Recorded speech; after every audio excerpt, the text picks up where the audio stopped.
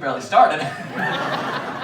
The moon illuminated the cloudy skies and cast shadows of pine trees on the thick snow. A chilling wind howled through the air. Detective Schrader donned his fedora, buttoned his jacket, and turned his gaze to the farmhouse before him.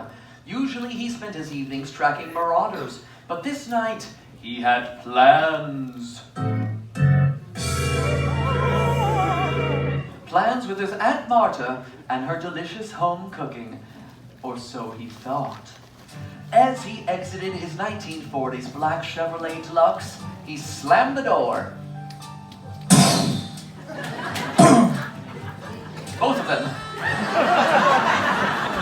With his first step, his foot sunk deep into the wet, squishy snowbank. She hadn't shoveled the driveway. Quite odd, he thought. He walked up to the porch in the thick, wet snow, every step squishing under his feet. On the way up, he caught a foul whiff of the pig pen. As he turned, he caught a look as Pepper, the old prize-winning pig, let out an enormous oink.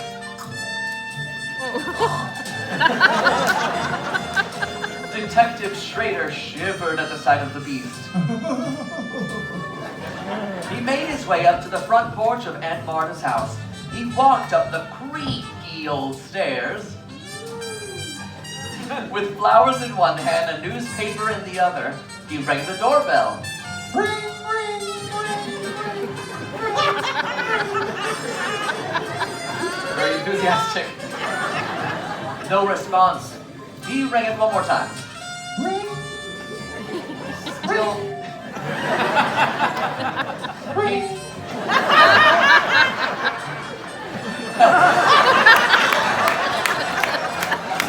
He tried banging on the door. The shivery door. He tried shouting her name. Marta! Once he remembered it. Nothing was bringing her to the door. He looked through the front window and could see that the table was set for two and there was a fire roaring in the hearth. He could also see through the hall that the back door was wide open, so he decided to go around. He clopped back down the stairs and sloshed through the snow around towards the back. He didn't go unnoticed by the birds in the hen house as the chickens ran out to greet him with a clucking frenzy.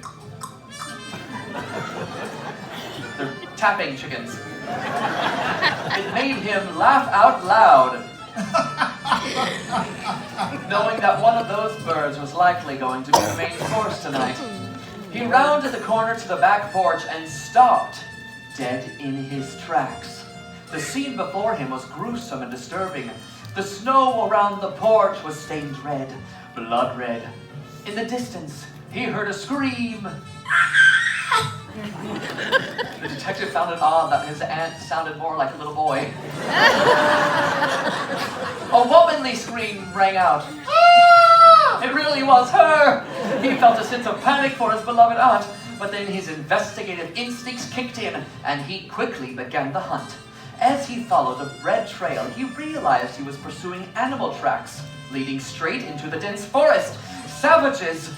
Before he broke the tree line, a howl like none other fell upon the air,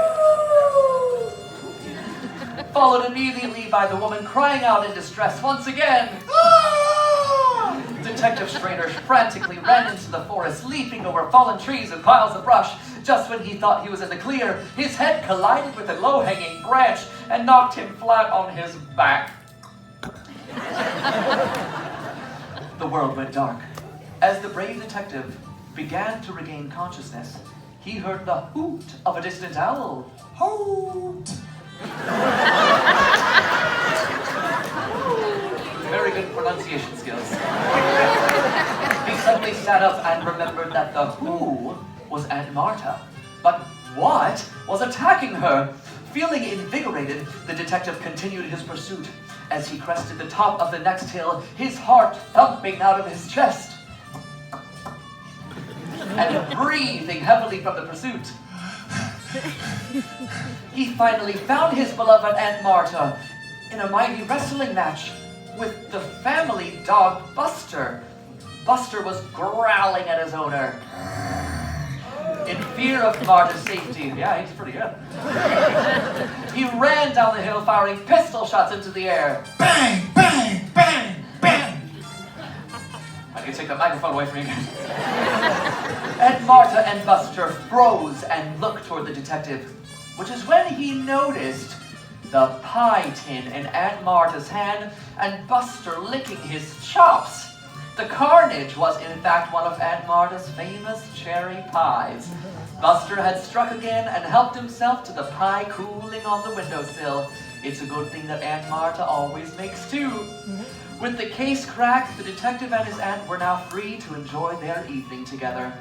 Buster, however, lay whimpering on the floor, enjoying another one of Aunt Marta's famous treats, indigestion. Let's give these two a round of applause.